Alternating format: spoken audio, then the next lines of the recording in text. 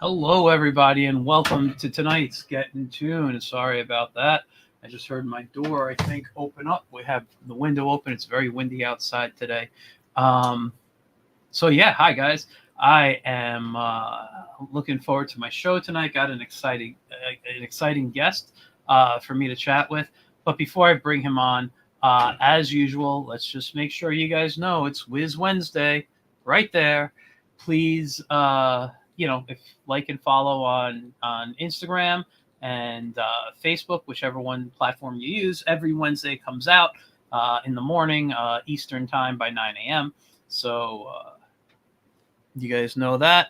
Anyway, let's bring on my guest. He is a terrific artist. We're going to find out a lot about him. He's done some really cool stuff, and his name is James Burton.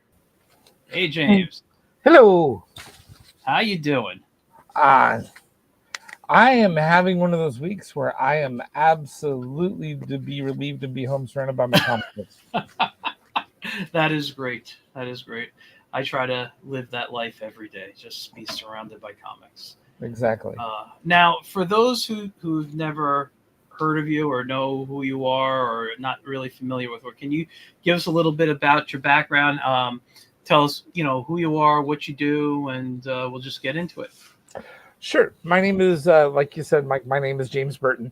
I am one of the artists in a group called Scatter Comics in the Sacramento area. And Jason, by the way, has been on the show too. So Jason Doobie is Yep. awesome. He has been doing this longer than me. Mhm. And honestly, he created Scatter Comics and has just got a lot of energy around him. Yeah. When I started going to cons, like I was at my very, very, very first con, he was actually running the artist alley that I was trying to get into. And that first day, I was like completely scared to be there. And he was Really? a really welcoming guy. He just is the kind of guy that wants to float all ships upwards. Yeah. Yeah. No, he's an awesome dude. I really like it. I gotta actually chat with him soon. But I'm sorry. Continue about your a little bit more about your background. Yeah. My background, I won like all these art contests and stuff when I was younger. I'm not going to go into all of those silly things. And at, at a certain point, I got inspired by how comic books told stories, not just artwork looking cool, but how it told stories. And I started getting obsessed with it and focusing on it. But like many kids born in the dirt, you got to make a living. Yeah. So when you're out of high school and trying to find way, eventually you find yourself doing different things. So I fell into the world of logistics, where I've done a lot of work for really big companies, managing huge warehouses and stuff like that. You know, multi-million-dollar accounts, huge buildings. But I hated it. And when I mean I hated it, I mean it doesn't matter how good you are at something if it doesn't really fill your soul. And every day I'd get a little bit more grumpy. And one day, while trying to work my ass off, I collapsed. And it turns out I had stage 4 cancer. Wow. By the time that got resolved, I had had the worst 2 years in my life with a single happy thing happening, which is the birth of my daughter and the birth of my son. I guess so it's two things. I had two children inside of that time. But I lost two grandparents. I lost my parents. I lost my house. I lost the career I'd worked so hard on. Basically, my wife and I left Nevada with our two kids and a trailer full of comic books. You never get rid of the comics. No, no, no. Because while I was sick, I actually made a promise to myself. The first promise is that I'd live long enough to see my daughter graduate kindergarten. She's now 16. Awesome. I'm happy about that one. And the next promise I made to myself is that I would see my comic books get in print, and Mm. that'd be Damage Inc. Yes. I am the creator behind Damage Incorporated. I've also been on books like Inheritance, which won some art awards back in 2014 when we were pushing it really hard. That kind of fell apart though, because you know what? Not all creators get along forever, and Yeah. things went one way, and I had to say I wasn't on that book anymore. Yeah. After that, though, I just focused on making Damage comics. Um, just did a successful Kickstarter a few weeks ago. With Congratulations. Thank you. It's my third Kickstarter, and in it, I also released an ash can, which is for the book I'm going to be doing after Damage Incorporated, which is called The Ballad of Non. It's Ash can. Whoops. Hold Ash on. can. Love ash cans. So those are the things I'm interested in now. I focus on indie books. I really don't read or try to submit myself into any of the big ones, DC, Marvel, the rest of that, just because the way they tell stories aren't the way I tell stories. And so I focus on what makes me happy, because when you're on your deathbed, you get to think about things and prioritize things. And you think about the family you leave behind. You think about the friends that got you where you are. You think about what you really want. And not a single time did I think I needed to work harder for big corporations. Yeah, I completely understand. Wow. I'm going to ask you about your books in a moment, but before we get into that, because it's funny, you mentioned you focus on indie. I focus on, that's what my show really is. It's about indie artists. If I bring on someone who has a bit of a name, who I've had, who's maybe worked for Marvel or DC, they've all done like their own indie books as well. Yeah. So I'm always promoting indie. I love talking about that.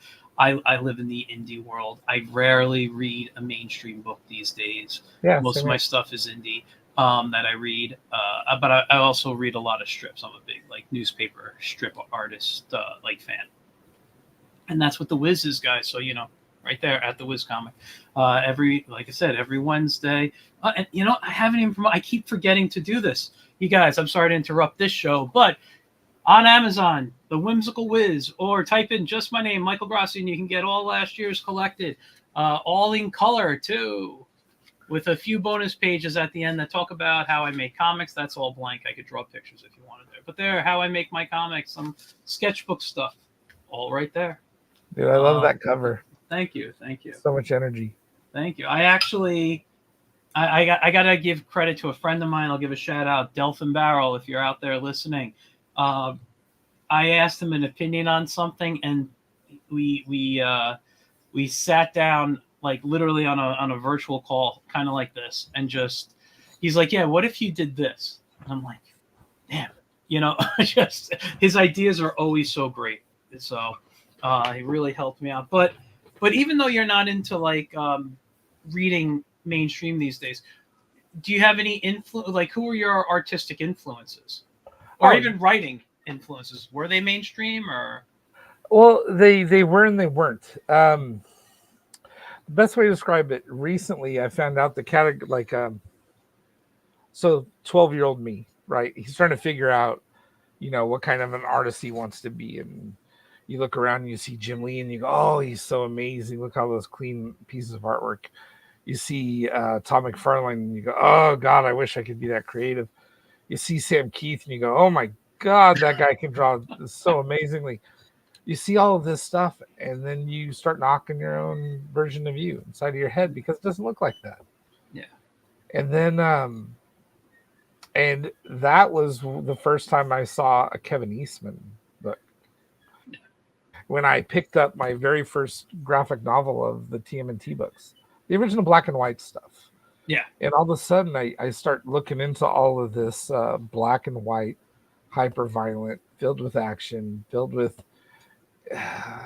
this energy, and it starts making sense to me. And then a year later, I find The Crow, find James O'Barr, and then after that, I find Drew Hayes, and I start reading Poison Elves. And so these guys are considered legends all in their own rights in different ways. Like Kevin Eastman, oh my God, did he transform the indies, right? Yeah. And you can't really call him indie anymore, but not because of the work that he does, but just because everybody knows who the hell he is. Yeah. Drew Hayes, they call a sellout because he takes his book that he puts out by himself and gets a few other people to help him with outside of a Serious Comics, and gets an editor, and no, he's no longer independent. That's still indie, dude. Yeah. I and those are the kinds of guys that taught me that the kinds of artwork that I do, the black and white, the gray tones, can still tell a story. And not only that, but they can tell a visceral story, which is almost, I'd say, lost on a lot of the mainstream influences. It's not totally lost. You know, there's still guys like Frank Miller and when he did Sin City. There are guys like Mike Mignola over in Dark Horse that like his work is like listening to a dark elf tell fairy tales in the inn, you know, and there's these mixes of influences that all come from that. So it's weird. It's like they're indie guys who got mainstream audiences is how I would describe them.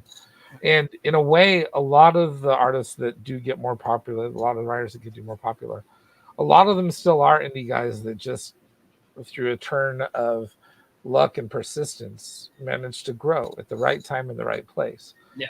They don't all feel like that, but definitely the ones that I'm talking about here, those definitely fall in that category. I heard the guys over on Kayfabe call that genre, that dark, gritty, violent genre, they call them outlaws. Mm. And it was the first time I heard that term a couple months ago. And yeah, I was like, that applies to guys like that. But then what do you do with somebody like Stan Sakai, who's Usagi's been doing that same character for hundreds of issues? Yeah. I don't know if you can see. I got the omnibuses there, 3 of them. I think I don't know if there's more. I forget. But I collect the Usagi books. Yeah, they're brilliant. They're awesome. They're black and white. Like it's Flash only gets you so far, and it gets you really far if you're really lucky. But I like to tell visceral stories. I like to tell stories that where the fighting is like poetry. I want that to be a part of the story, not just some bash me through the wall. Look how big and colorful my guy is, and I don't know. There's different ways to tell those stories and get your point across, and that's just the category that I prefer to read, prefer to enjoy, and what I emulate with my own work. No, that's interesting. Outside of Mike Mignola, you're the only person to name other, like black and white artists as their, or like indie guys as their influences on the show. From my knowledge, I've been doing this since sometime in the pandemic, and I can't remember anyone talking like you're talking about, how these comics influence. I mean, everyone mentions like Ninja Turtles probably or whatever. I mean, that was a big thing for people in our age group. And I collect Ninja Turtle stuff too. I love all that black and white. Now, I've mentioned on the show before, I'm colorblind. I see colors, but it's more of like a shade blindness. All right. So like when colors start blending, I have trouble telling them apart. Yep. So when I look at work, I'm really attracted to the black and white art. I mean, when I do the Wiz, I do it in color because I use flats. I just, I don't do like really any contrast in black and or anything. It's just flat color. But looking at, and I also read a lot of manga, which people, I don't get it. Like a lot of people say your work has to be color, but manga is probably the biggest read type of books right now. And outside of the cover and maybe a couple of pages on the interior, the whole thing is black and white. There's only one thing your work has to be: finished. Exactly. That's it. Exactly. The rest of it is about doing the best you can for the storytelling.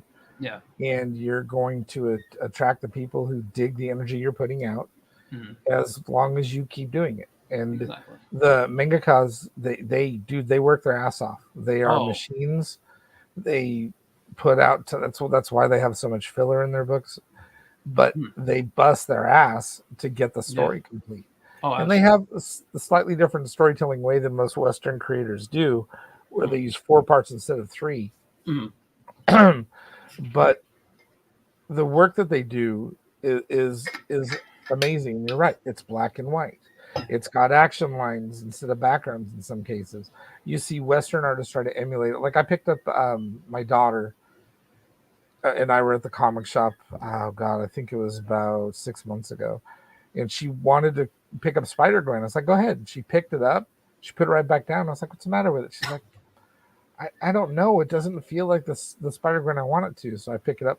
There isn't a single background for 6 pages, Wow. and I'm not trying to knock it because that's a schedule. Whoever's doing that is trying to keep up with the schedule. Yeah, Right? absolutely. Yeah. And it's a challenge to do that, and you're supposed to leave certain backgrounds blank and the rest of it, it's all the theater of the mind's eye, and there's a place for it. Like when you look in manga books, you'll see the same thing. This will be black, this background will be blank, this one will be lines, this one will be this. But you still have to set some of the stages. But the pacing she was looking for, that thing where my daughter was watching into the Spider-Verse and going, this character's fantastic, it didn't match the energy. Yeah. Because what she was looking for had that more anime style that she was looking for, like manga, and yet she's got God, she's got a bunch of work from Eli Beard. She's got let's see here, I think Spy Family, and my son just went and he's been collecting Stan Sakai lately, but he bought his first like Blade of the Immortal compilation. And he just dug through that one. I love the fact that he's picking up books that are compilations of books I have, and I just didn't want to tell him that. And so he's picking up these collections, and he's making those choices on his own. They're great. Yeah. The indie stories are written out of love and passion, and it's a different setting than it is for the major labels. It's not that those people don't love what they're doing. It's that there's a schedule, there's a team, there's a committee meeting, and all the other different things applied to it. And it can, the energy that independent creators carry with them kind of gets redirected and repackaged into a different way. And if you're looking for that visceral, primal energy, you find it way more in the indies. You'll find misspelled crap and word bubbles, and the lettering might not be perfect, and you'll find other things like, I'm colorblind too. There's a reason I do black and white. It's when I do color, I do the same thing. I flat a layer and I put all my stuff on top of that flat layer, and I shade it, and I do all that without the colors even being there, and then I'll go back and put the colors on afterwards. Oh, interesting. It's because I'm just trying to. I love the way it looks in black and white. And then when I do a color cover, like even on like this one's from a little bit ago. Let me give you this. Oh, you can see it. Well, okay. Yeah. So nice. On that one, that's how I did it. It's not because I didn't want to do a color cover. It's because that's my work method. And when I was trying to make the issues in color, I did the first 3 in color. I hated it. Yeah. And I went back and redid them in all black and white, and now I'm just like, I'm not going to do it again. I'm just going to stay that way. It just doesn't have the same energy. Yeah, no, that's what I was going to say. So there's a whole different energy, whole different feel to black and white and I think if you really understand art, like storytelling or just comics in general, you don't need color to tell a story. It can enhance things, but it can. You can. But at the same time, if you like behind me are a bunch of DC showcases. I know you can't really see them that well. My table is a mess behind me. But you see the Frazetta poster. The what? Oh, the Frazetta. Yeah. I have another one over there from Fire and Ice on my closet door. But but those are the books I tend to look at. Those were published in color, like when they were originally out. But I love looking at the line work of these books. I love these stories, and I could sit and read these for hours because I'm not distracted. It's not bothering my eyes. It's like I've got my long boxes set over there and some short boxes over here to my left. I've got comics in there like Warhammer Warhammer had a whole bunch of British comics that they put out where it's just they're all these black and white and gritty and everybody dies. And, you have older stuff like 2000 AD with Judge Dredd. Yeah. Just, I don't know, that there's this like punk rock energy that comes from that style of book, and that's what I try to capture in my own comics. In Damage Inc., there's one story where they had to go to a punk rock concert where I got to feature the Bloodstrings, which is a German rockabilly band. Okay. And I loved having them in there. And I did one version of it in color and then decided to go back into black and white. It just had this other feeling to it when I turned it into that. And even when I'm doing the covers and they come out with the color and they look good, I love opening it and seeing it that way. I just do. Yeah. Let me ask, so you just mentioned about Damage Inc. Let me ask, is that the first book you did when you were starting to get into comics, or did you do others before getting into Damage? So it's the way to answer that is that I did some things simultaneously. Okay. When I started publishing my books was in about 2014. I had survived the cancer, did a bunch of different stuff, got through the therapies, all the rest of that. It took about 2 years. When I came back to California, I had these friends that were in the Nevada film industry, and I was doing storyboards for their work. There's a lot of zombie movies, a lot of horror movies. I did a movie called The Astronaut, and I had a lot of fun doing those. And I started working with James Schumacher, and we made a horror book called Inheritance at the same time. And while I was doing that, I was also starting to make Damage Inc. books. So they were kind of going on at about the same time as far as like hitting the cons that I would go to. Most of the back then where I sold it was at cons. There weren't too many shops that I could go to. I found a couple of them later. And now a lot of my sales go through Kickstarter, and we're just now getting back to the cons. But it was in those very first tables where I'd bring 100 books from a small print run, and we'd sell out the entire thing of both of them. And then for about 2 years, most of what I made was Inheritance, because I made a bet that whatever we sold more of, I'd focus on with that writer, because I was a co-creator. Yeah. So from about 2014, 2016, I focused on that.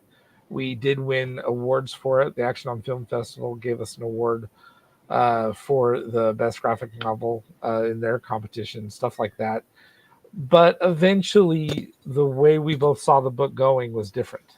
Mm-hmm. And when you're working a project with a friend and you don't plan what you're going to do, and one person's got one idea of what they want it structured like, and the other person has another idea, without a contract, basically what you have is an argument about to happen. Yeah.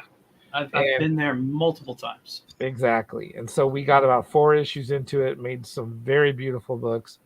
And at that point, it just became too difficult for us to work together. Yeah, that's sad. I mean, it's happened to me a bunch of times with other people. This is one of the reasons I tend to work solo most of the time. Agreed. I have a couple of friends that I trust that I could work with. One of them is someone actually you did work for, Yeah. Don Smith. Don is one of my good friends. You worked on his Vampire the Lost Highway book, which I'll ask you. I just want to say hi in the comments. So Mike Wilkie, hello, and to Dylan, hi. Sorry I missed your comment earlier, Dylan. But yeah, no. So tell us about how that, because I knew the script, I knew the story. I actually think I might have even, and Don's going to have to correct me on this if he's watching, or I'm sure he will correct me anyway. I don't even know. I might have even done a design for the character for him. I don't know, but if I did, it wasn't the design that was used. I know that. So why don't you tell me about that book and how it came to be? So I met Don in a chat room. He had worked with some of the Scattered guys, and he and I started talking. And I get along with Don really well. Mm-hmm. And he said he was looking for somebody to do some work on Vampire. of Lost Highway. Told him about the concept. I did a cover for him first. And I also kind of reworked the design a little bit, made it darker, more like I'm not gonna lie, I tried to make it look as much like James O'Barr did it as possible. Long coats, dark everything, black this, belt buckles, and all kinds of stuff. And the first one I did, I was very nervous about. I was learning how to become digital. When When I mean by digital, I do not mean AI, by the way. I'm not talking about that. That's a different subject entirely. Yes. By digital, what I mean is I went from that 3,000 square foot house that I lost to a 700 square foot condo with 2 children and a wife. So I didn't have a studio. So I had to learn how to use the digital tools to maximize what I could get done in the space I had. And it was real rough. I when I look back at those pages, I kind of cringe because even though I really enjoyed doing it, I'm like, oh, this could be so much better. And then later on, Dawn gave me another script. Now this one has never seen print, but it's about to. Awesome. And this is one about a sheriff, and it's beautiful. I did it after I finished Inheritance, and things were going on with Don, with his family, and all kinds of other stuff, and he never managed to get it in print. He and I have actually talked about it because it always upset me. It was a beautiful story, and the artwork I did on it was really good, in my opinion. And I wanted to see it in print. So part of the Damage story that we're doing right now is called The War of the Lost Daughters. And the story is going to be focusing on one of the main characters named Sarah, where she's going to be struggling with her need for closure, and it's going to turn into this huge problem. She's basically going to, a bad guy's influenced her, and she's going to destroy a whole town. Now, in that capacity, though, part of the story is that she leaves and disappears on the rest of the members of the group for a while. And when she does that, there's going to be this other story that I'm going to put in there as a part of it. And it's where the Damage guys are all getting around together and going over the things that have happened. And then they start training about this other thing. And I'm going to be using that story that Don wrote as like this background tale for that book, because I really want to see that thing get print. And I'm really looking forward to that. Don's a creative guy. He's really good with crime stories. Mm-hmm. And he brings this great tone to what he's doing that kind of feels like a Western noir cowboy style. Like you can, the ones I did were all like Civil War and cowboy. So yes, that's he's very period piece. Exactly. So in those period pieces, he really does set a great tone. He gets a lot of different things right because he does a lot of research. And it was a beautiful book. He did great work, and I wanted to see it. Yeah, no, that's great. That's great. And just to give a little shout out to Don. So for those who remember, I got to draw 2 stories in the Zorro book for Bold Venture Press. Don illustrated one. Don wrote one of the stories I illustrated. So Zorro's Exploits, you can get on Amazon or at boldventurepress.com. And coming very soon, I forget the title, but there's another Zorro book coming out by them. I have a story illustrated in that as well. So just a little promotion for the moment. But no, that's great. His stuff, what Don does sometimes is he'll just send me a photo idea. He's like, I got an idea for a character. And it's like, okay, well, I need my morning warm-up drawing, and I'll draw it for him. Or I'll do it before I go to bed because they'll send it to me at like 11 o'clock at night. And I'll be like, okay, well, I'm just sketching anyway. I might as well draw the character.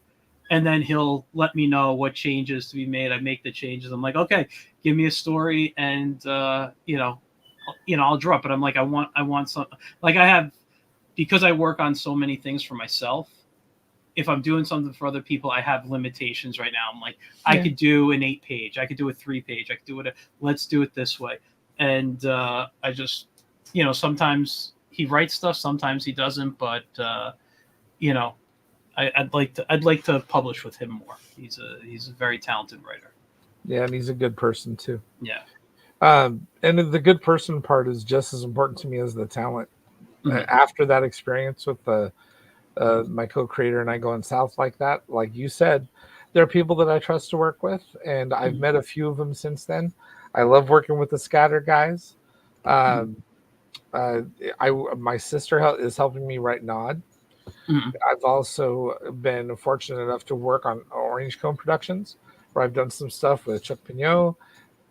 I've been working on anthologies, all the Cthulhu books. I've been doing little pieces in there, Nice. and I've done them with a bunch of different writers. And I've also done stuff, like I said, with Scattered, like Keith Carmona. And right now, the person working on the current Damage storyline that I'm working with is Jeff Aragon. He's a very new writer, and he's really respectful to not only the things he's writing about, but the people with. I really only want to work with people who trust their artists to be their to be the other part of the story. Yeah. And it's it just it didn't feel right when I was just basically being, given orders over and over again, and that didn't feel right at all. But the trust that I get from guys like Don, the trust Mhm. that I get from working with my sister or Jeff or Keith or oh man, there's a couple others I've been working with at Rangecon. I'm having trouble with their names, but I've gotten to work with so much more talent over the Mhm. past couple of years. I've actually just been enjoying everything. I'm so proud of the work that we've done on Cthulhu that Mhm. I'm loving every minute of it. That's great.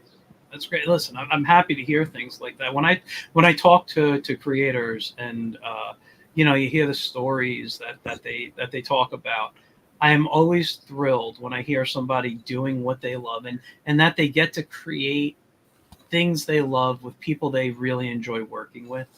I mean that's when you know the books are going to be successful because it's if you're enjoying the process, it's going to come out in the work. You Hmm. know, I've always said that I can look at work and I can see when, and this happens in the mainstream. You can see when an artist is rushing a page, or they Yeah, just were like, "Oh, I didn't want to take care of this." They didn't want to draw. Like you could see that in the work. yeah. There's panels even in Yeah, Damage where I'm like struggling, like something's wrong with this panel. yeah, yeah, I'm gonna get through it, and then the next panel's beautiful, and they're like, "What happened?" yeah. I know. Well speak. I'm sorry, you're gonna say No, that's just where a great editor comes through to help you get through those points. Yeah, that's what I don't have. I don't have an editor. But I do that. That's when I ask my friend Dell, who I mentioned. I'll be like, Dell, what do you think? He's like, he always has a little correct. He's always like, you can always push it just a little more. Uh, so and I need that sometimes, Don't we all? Yeah. But so about damaging. Tell us about damaging. What the story's about Sure, and how it came to be. So while you talk, I'm going to share the screen of your website here. sure. This is the first link you sent me, and I'm going to put the link in the comments so people can follow along That'd or be great. just visit on their own. Yeah, that image right there is one of the images for the Battle of Nod. But the Damage Inc. is Damage Inc. started off being a story about five friends. Those friends go out and they create a club to hunt down monsters for bounties. Things like super powered humans and all the little things that go bump in the night. But one of the problems is that they're really bad about getting all the way and making plan A work. So everything ends up becoming plan B, which is everything explodes. There's going to be a lot of sarcasm, a lot of smack talk, and usually at least one explosion. So it's based on the friends that I had growing up. We played a lot of role playing games, and I mean a lot. I'm not even sure if there was a single weekend out of the 4 years of high school where we weren't playing role playing games. Um, it was the foundation of my friendships, and in all honesty, I grew up in a house that was nothing but chaos. I lived in the dirt. I It was just every 6 ways of Sunday. Mhm. And what these games allowed me to do is to create a found family in these friends. These friends became a part of my life in every way I can think of. They've been the best men at my wedding. They introduced me to my wife. Um, those characters, those people, they shared all that with me. So all those adventures that we went on, they were basically, we called it Damage Inc. It was a mixture of multiple games all kind of smashed together to make it so that we could have fun the way we wanted to. And those stories are either about hunting down a necromancer, that's what that one is, that's from the first issue, or they're about cannibalistic mermaids that we had to stop, or we bust a punk club that's being run by a vampire, a werewolf, and a witch, and end up instead defending it from an army of zombies. So it's supposed to be a lot of fun, and that's the point of it. Like when you get down and you're doing stuff with your friends, I don't know about you, how close you are to your friends, but when something happens in my friend group, if you screw up in front of the others, they are going to be worse to you than most people. What are you doing that for? Why are you so short? Your eyes are too narrow. Whatever the joke is, Yeah. there's going to be a lot of it, and they do it towards each other out of like I had this one reviewer call it like an alpha male fest, which I don't think he quite understood what I was going for. And he complained that we actually had a mom joke in the book. So since then, I've tried to make sure I have at least 2 mom jokes in every book because that's how these characters are. They're always talking smack about each other and about what they do, and it's they also are there for each other. Yeah. No one in there fights by themselves. No one in there fights alone, and that's also part of the story. The story that we're working on right now, which is going to be a 4-part series, which is the one that we just passed on Kickstarter, which is the War of Lost Daughters. One of those characters, the younger sister of several of the others, is going to be tangling with how she's feeling inside about a lot of bad things that happened to her. Her past kind of comes up in the middle of a job, and then a villain preys on it as a result, and it's going to turn into a big old mess of having to deal with those kinds of things. Yeah. And there are going to be characters in there that their entire purpose is just to make sure she doesn't do it alone. And but for her, it's something she wants to do alone. Life's like that sometimes. Yeah. No, exactly. Wow. I'm just staring at you. I'm listening to you too, but I just want to let you know I'm staring at your art and loving it. Appreciate that. But yeah, no, but I mean, it sounds like a really fun story. Now, I know I've never read this. I have seen, like, I've seen, I don't know if you want to call them ads, but I've seen, these drawings on social media. It sounds like a story I would really enjoy reading. Um, it sounds like the friends I used to have in like college, how we bust on each other with stuff. My friend, I don't really talk to many of those people anymore. Like, just life went different ways for us, and my friend group is much different. With almost every single one of my friends now is either a writer or an artist, and we're just all, I don't know, like we joke around, but we're all very like respectful to one another, where we don't like really make fun of each other, um There's all look, kinds of friendships, man. yeah, but And, go ahead. and no, you're right. It's supposed to make you feel like those friends that you haven't seen in forever. But if you saw them right now today, it would be like you hadn't missed a beat. Yeah. It's supposed to feel that way when you're reading it, because that's what it's like anytime I get to do anything with those same people. Yeah. And it's not perfect, like you said. You do drift apart, and things do change over time, and we're going to see a bunch of that actual happen. I polled my readers. I polled the people who follow me, and they said they wanted to see more emotional, longer storylines. I tend to try to make each book readable by itself.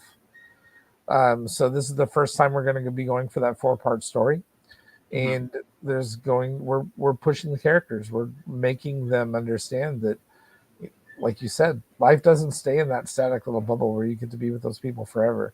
Yeah. It changes, and there's going to be changes like that in this story.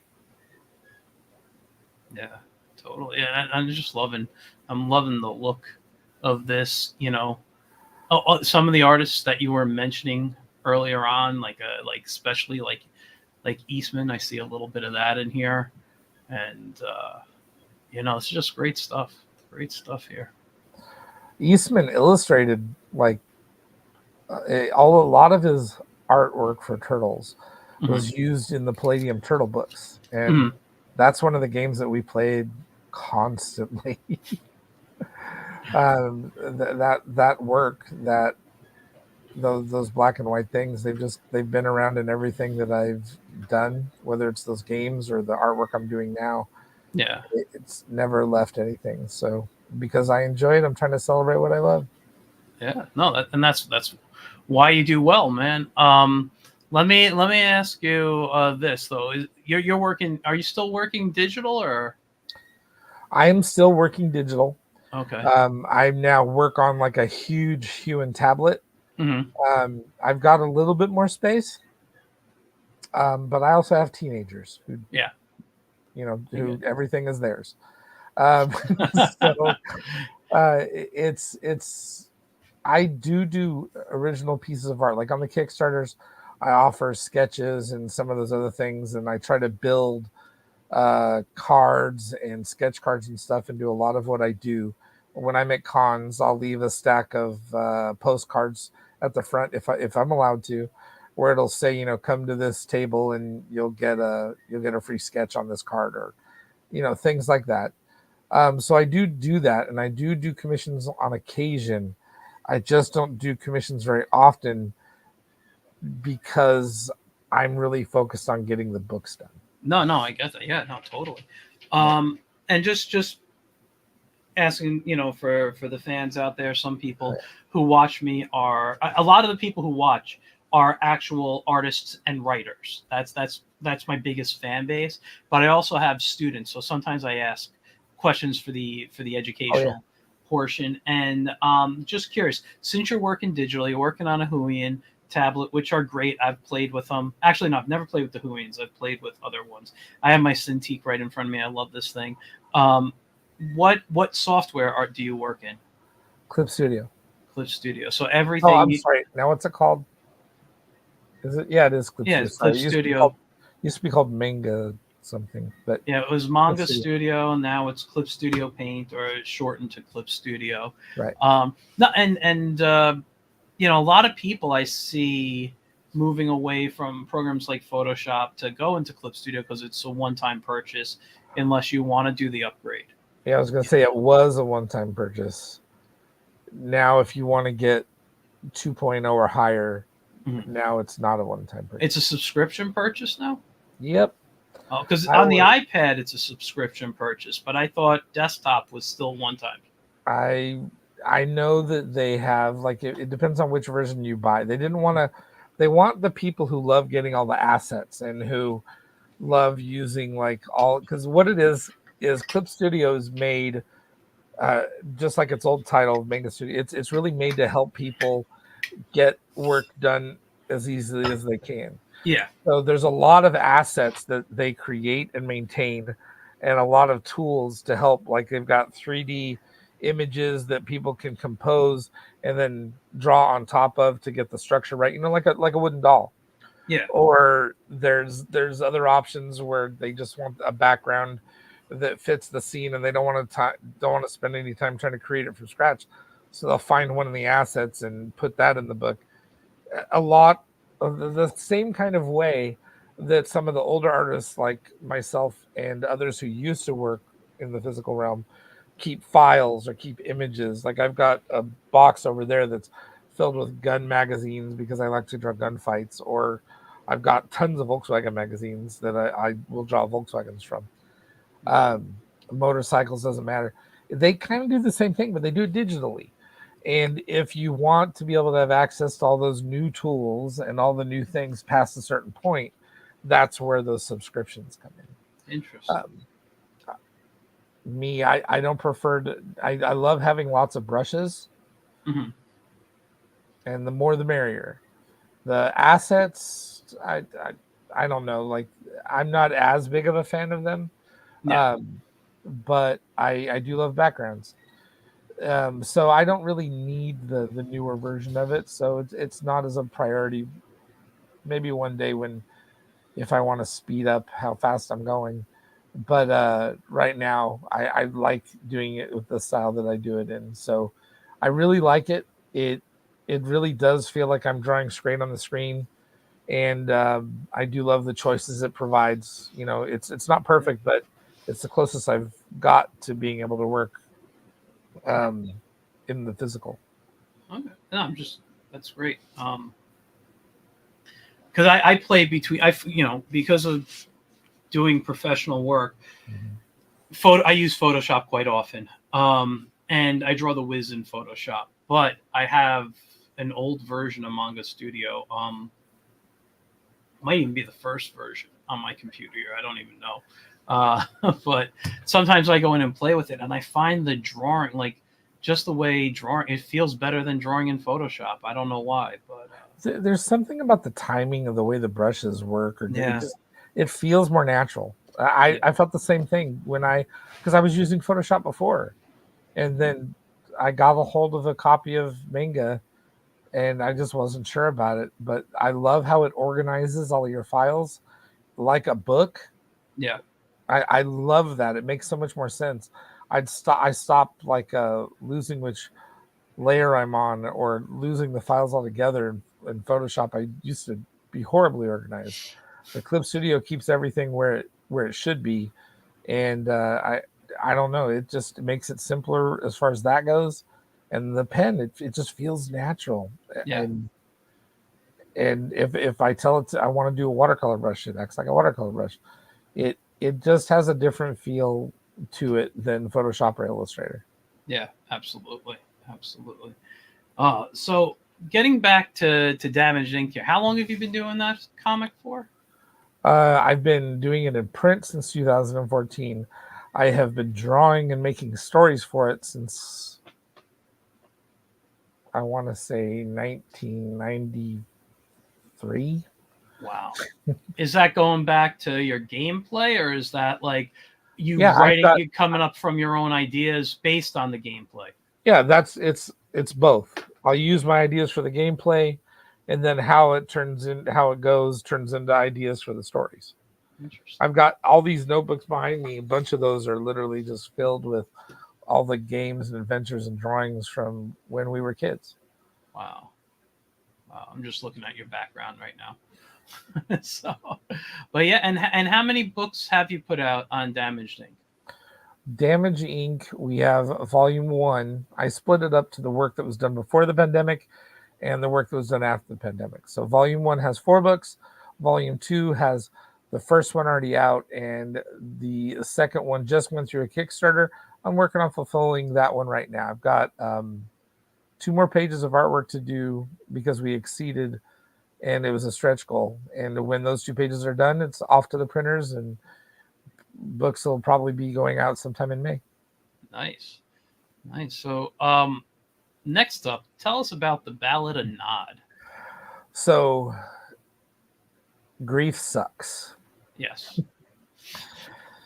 And all that drama that I was telling you about earlier about surviving cancer, my Mhm. daughter was born 3 weeks, no, 4 weeks before I was diagnosed. I didn't even get a chance to like get to know her at all, Mhm. at all. And before I was in the hospital, just trying to breathe. And when I got out, there were still all these other challenges. She was 9 months old when I got out, so I got to hold her. I got to be with her, which was great. But over the course of the next 2 years, like I said, I lost my grandfathers, I lost my mother, and I lost my father. And I didn't know how to explain to my then 2-year old daughter, going on 3, why her daddy was so sad. And I was also questioning, what do I even tell my daughter about her grandfather? Because my dad was he was a meth cook and an outlaw biker. That's the way for me to put it. Wow. And all the little chaos and craziness that comes out of describing somebody like that, all those crazy stories that you see in Breaking Bad and Sons of Anarchy, those are literally like stories from my childhood where that crap would happen. And you get mixed feelings about that as you get an adult. You see the villainous version of your dad who was in the middle of all that crap, but you also remember the parts about him that were noble, even if it was just you. There's a duality of that human nature. Yeah. That's really hard to describe to a 3-year-old. So what started happening is I started telling her bedtime stories. Some of the bedtime stories were about who her grandfather was, or about silly things that happened to me as a kid, or they were, bedtime stories like the Big Bad Wolf and stuff like that. Eventually, what I decided to do was create bedtime stories that were about her, for her, and kind of explained what I was going through. So the Ballad of Nod is about this little girl who you learn is in the middle of losing her father, and literally it just did. And she's trying to cope with that. And these things, these nightmares, are coming from the dream world. And every night they're coming for one reason, which is to hunt children and to take their hearts. And she has this teddy bear named Patches. Mm-hmm. Patches kills monsters. He's been defending her every night when she falls asleep. And the reason he's called Patches is, as you can see, he's stitched up.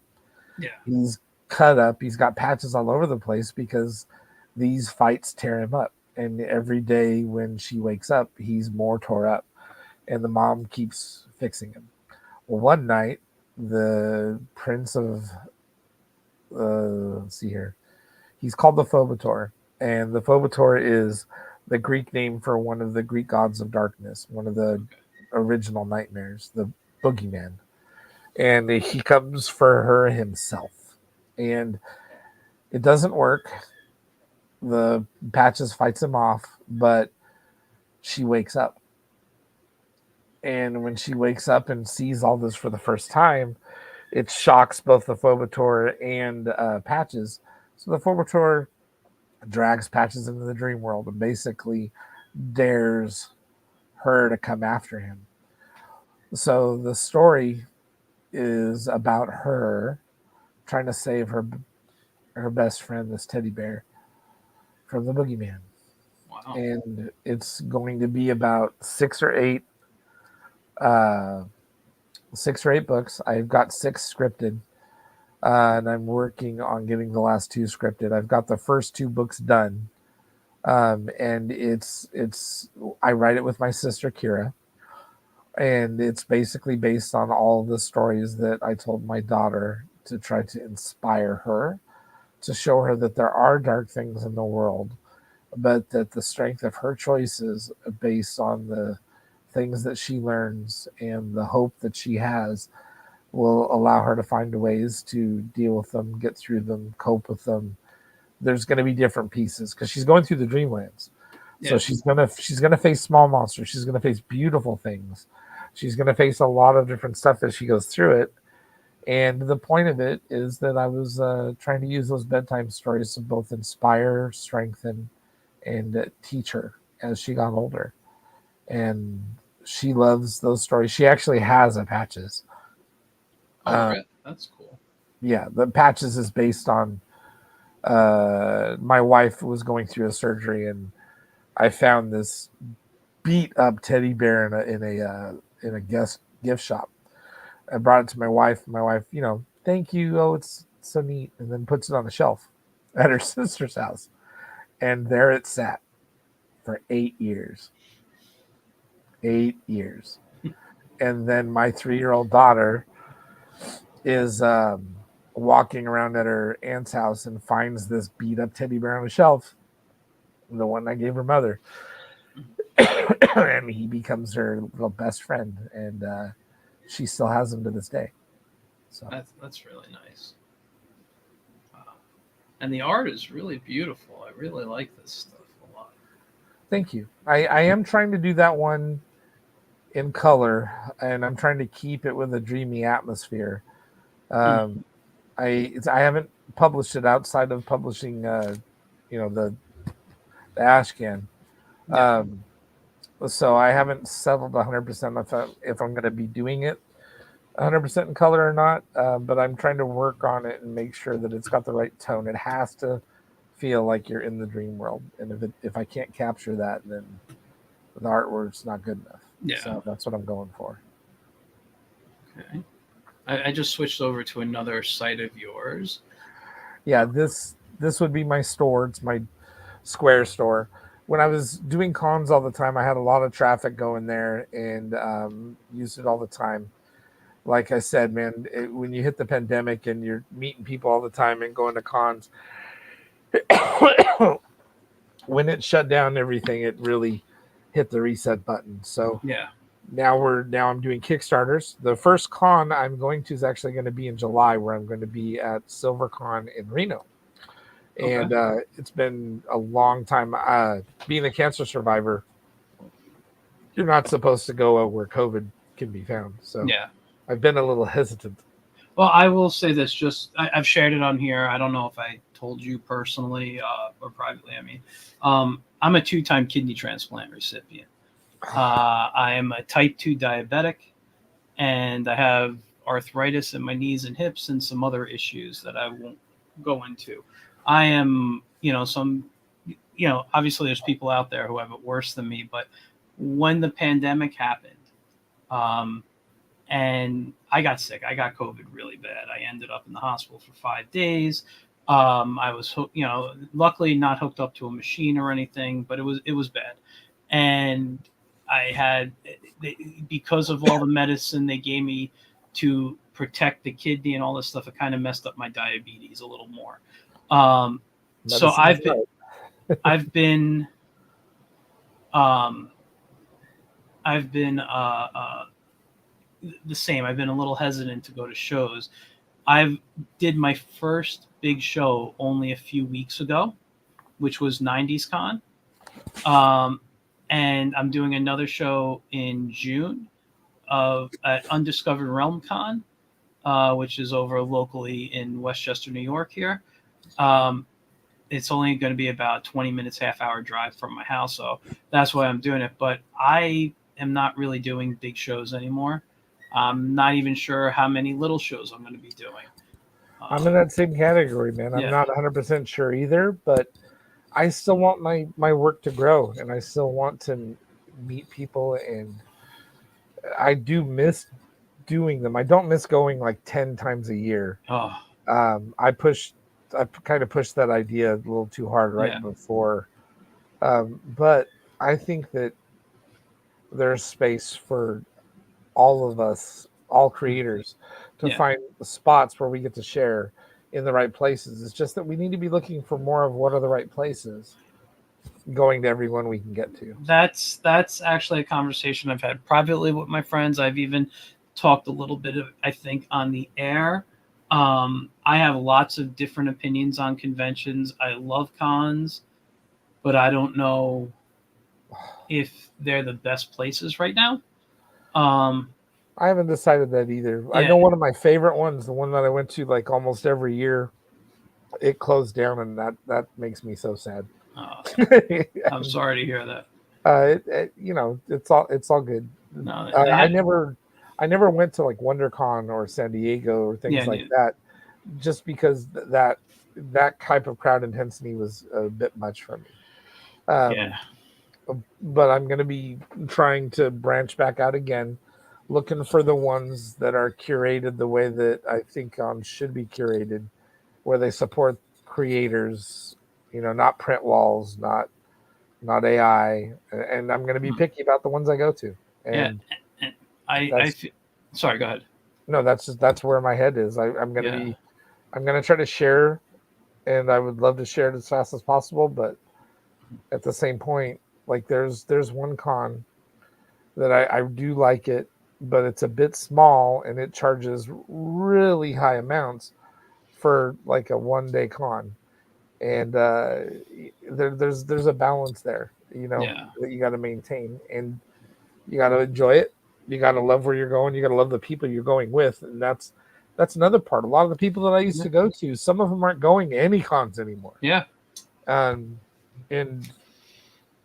half of the point of going was to meet other creators Yeah. It was, and to hear what they're networking was the doing. most And important part, yeah, and it's basically kind of just like step my foot in the water and trying to figure out a way to make it healthy and fun and worth going to. And that's kind of what I'm doing this year. I'm trying to shoot for 3 books and 2 conventions. And then next year, I'm hoping to have 4 books and maybe 4 conventions.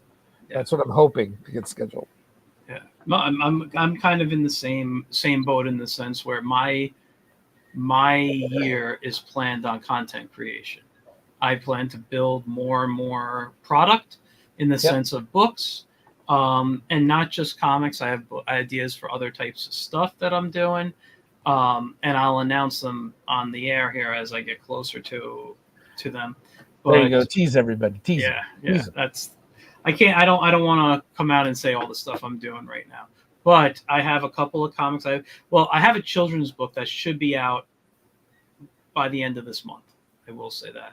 I started it over the pandemic, but getting sick stopped me from finishing it. I finished it last year. Had an issue with publishing it, and then I went back and I was looking at the art. I'm like, I could really enhance the art by doing one thing, but I have to do it to every page. So it's going to take me a couple of weeks to update the art, and then it's going back to be published. And I'm doing it all. I'm self-publishing all myself. So can't wait to see it, dude. Yeah. I'm looking forward to sharing it. I've been working on this thing for years, and I feel like it should have been out like 3 years ago.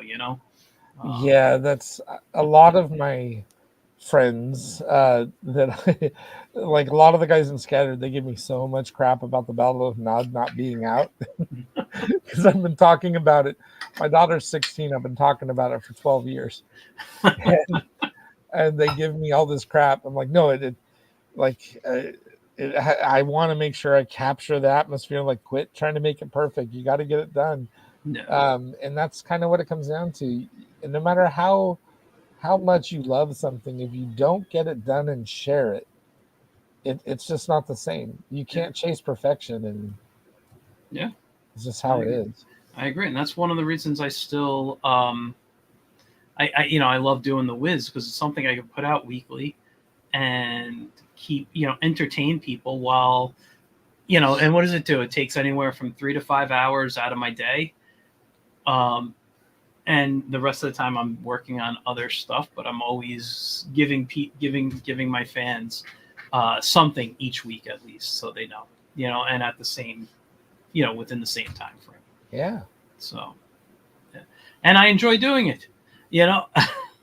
I'm actually working on another comic strip format type of story, which I don't know if I'm going to release publicly anytime soon, but I'm having a lot of fun writing and sketching the ideas right now. So when I'm ready, that'll be a fun one to give. And who knows, it might make me stop doing the Wiz. Maybe Coraline was written one sentence at a time. Yeah. So. Just tell a little bit about what you do with Scattered. I mean, Scattered, obviously, you're kind of a group of people who you help each other out, or how does that work? I forget. So Scattered is run by Jason Doobie. Now, when I say run, let's talk about what I mean here for a minute. It's not a publisher like DC, where Jason's telling us what books we're doing and paying us and all that. That doesn't work that way. Yeah. It works more along the lines of how Image works, which is more like a co-op, where the people who are in there have their own studios. The people who are in there work together when they want to, but they all try to promote each other and try to help each other wherever they can. And Scattered is run a lot like that. Jason Doobie, who has a huge heart, loves helping other creators, Yeah. He invited me to become a part of Scatter Comics back in 2000 and I want to say 15. And I've been working with them ever since. That label's been on my books ever since. And like I said, what we do is we try to work as a group. Back when, before the pandemic, we would go to the cons all together. There'd literally be 10 creators taking up a whole row, and we'd all be there together telling, hey, here's what my book's about. Just like, what do you like? Oh, you like that kind? You like fantasy? This guy over here, he's got a great fantasy book. Go check him out. And then that guy's like, oh, you like sarcasm and gunfights? Oh, you want to go talk to James? Oh, you like books with like cartoony boob stuff? All right, that's awesome. Go check out Noel. There'd be this mixture of different things, and we'd get together, we talk about how we're making our books, and that energy to try to help each other is always there and kind of guided together. Okay, that's great. I mean, it's a great organization. You know, I've only got to talk to you and Jason, and Jason and I got along amazingly the first time he was on the show. Everybody says it's like we knew each other for years. They were shocked at how well that show was and how well we got along. But yeah, no, I mean, he's a really great guy. I got to get some of the other guys on here because I think all you guys, I've checked out the website. I've checked out the creators. You know, I would love to get some of the others on and just talk about their work. But yeah, I mean, you're doing some really, really great stuff. And the story that you shared about, you know, having cancer, surviving it, and being able to, um, like one of the things that really resonated with me was when you mentioned the things you kind of say on your deathbed, and when you don't die and you actually, it's like, there's a whole new rejuvenation to you. Like you just, it's all you want to do. I mean, yeah, but you still have to be realistic. You even oh yeah, no, I eat. get that. No, I get that. But what I'm saying is, there's a new drive in there for you, and you're really pushing to get. No, I get it. Listen, I'm the same way. I have lived through kidney failure twice. I've been on dialysis twice. I know the pain. I know what it feels like for your body to literally shut down on you, and the things you're saying at that moment. And a lot of them are 4-letter words out loud, but inside, But yeah, and I get that. I connect with that, and I, and it doesn't always have to be through the kidney, but through other health issues that I have. Yeah. There was a time when, and it was during COVID and surviving all the stuff that I've been through, that gave me that newfound energy. Perseverance yeah. is undervalued by most people. Yeah. But in truth, perseverance and honesty with what you actually want is a lot more valuable than all the talent in the world.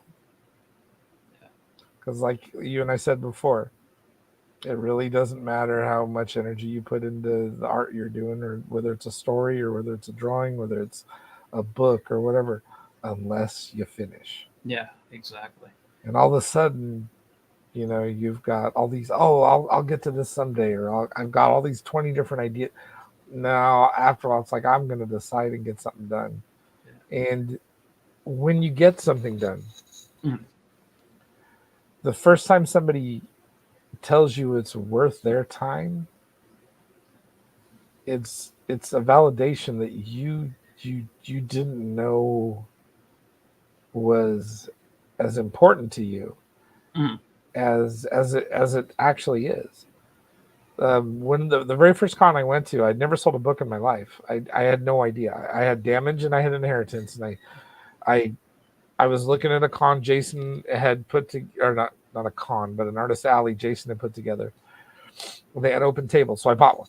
I didn't know how to put a table together. I had no idea what I was doing. All of a sudden, I had 2 months to figure it out. So I had to get books printed. I had to design a table. I had to figure all that stuff out, and I did. And I read that if you can sell 5 books the first time you're there, and being a nobody, and that if you can just sell 5 books, that what you did was a success. Yeah. And I kept telling myself that. And I was at the con. I was super excited, but I was also absolutely paranoid I was going to screw it up. So I was super nervous. And I get up and I go try to walk it off and come back to the table. And they open the con. 5 minutes after they open the con, this freaking 7-foot-tall red-headed pirate comes over to my table. And he goes, "What would be this here books be about?" So I tell him about both of the books. And then he reaches up and he grabs Damage and he goes, "This book here be worth its weight in gold." And he slammed down 5 gold coins from Susan B. Anthony, those cheesy commemorative coins. He was carrying a pouch of them with him, and he goes, "This book here be worth its weight in gold," and slammed it down on the table. And I have those coins. It felt it was different. It wasn't that I earned $5. It was that just somebody valued what I'd done.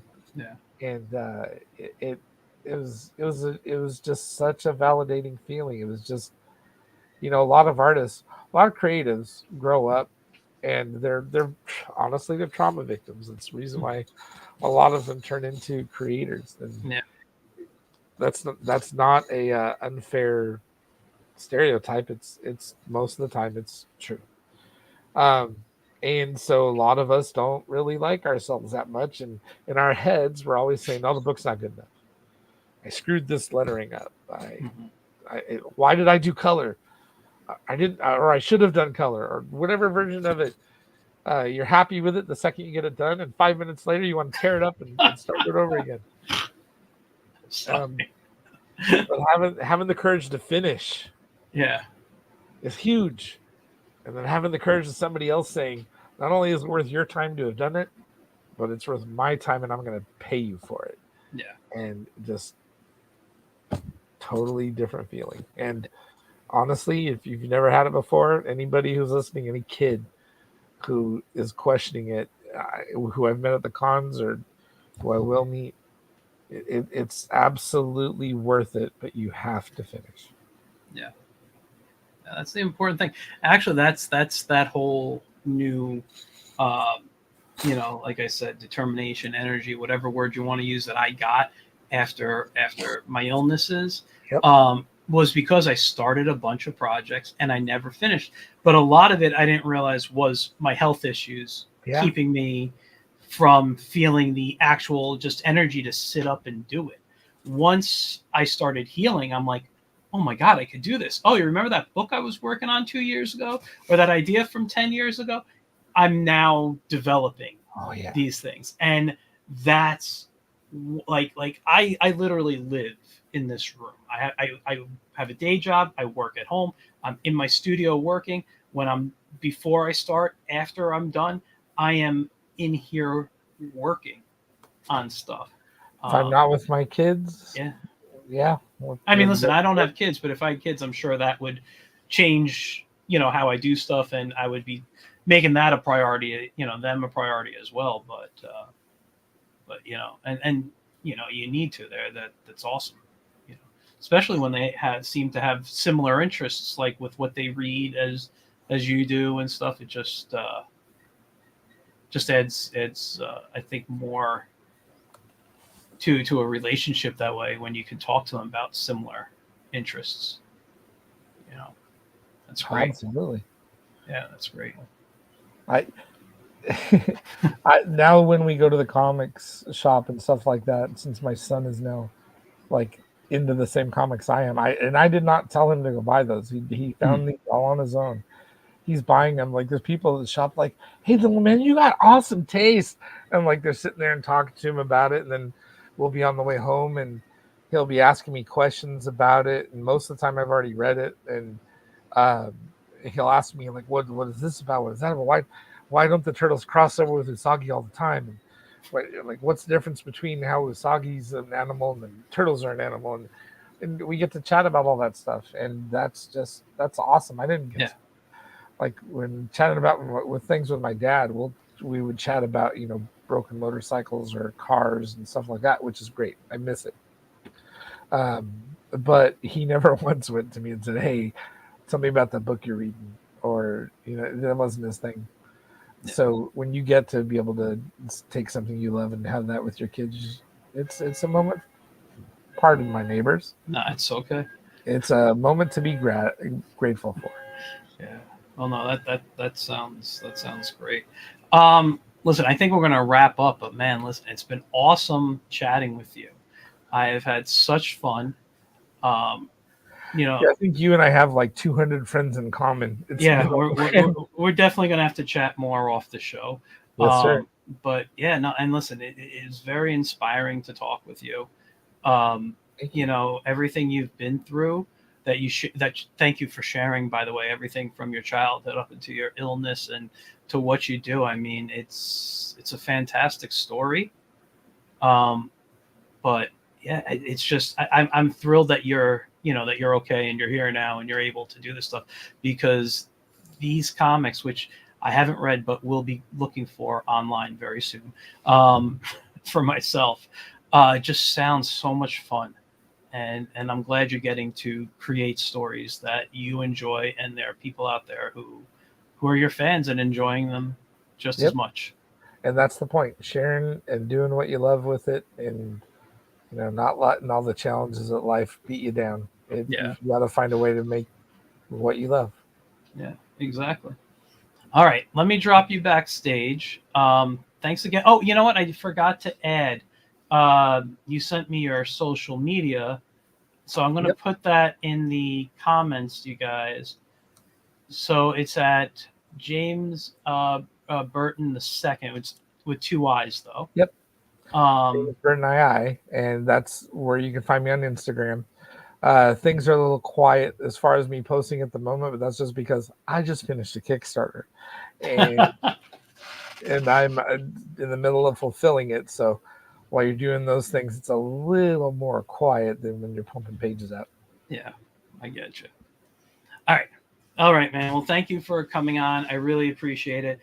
Thank you for having me, man. Yeah, blast talking, and you're welcome back anytime. I look forward to chatting with you. Next Kickstarter you do, you're coming on. Hell yeah, I'll be there. All right. See you in a moment. All right, guys. So that was James Burton. That was just fun. What a great story. I mean, obviously I don't like that, he had to go through everything that he went through. It sucks with cancer and all that. But, what he was able to bring to life afterwards, just fantastic. Go look at his books. You can follow him on Instagram, James Burton with the 2 I's, James Burton II. But also the links that I posted in there for Scattered Comics and was it Angry Brain? Is it Angry Brain? Sorry, let me go back to the site. AngryBrainArtworks.com. They're great stuff. Go check out Damaged Ink. It looks fantastic. I mean, it just sounds like a fun story. So I'll be checking that stuff out myself. And in the meantime, I will see you guys next week. You have a great rest of your week. I don't know what else to say. I'm just having fun. Oh, you know what? Get your copy of Zorro's Exploits on Amazon.com, as well as The Whimsical Whiz, a collection of the complete 2023 collection with some extra bonus pages. Check that out. Just type in The Whimsical Whiz or my name, Michael Gracia, on in Amazon. You can get it. All right, guys. So with that, I will see you all soon, and have a great rest of your day.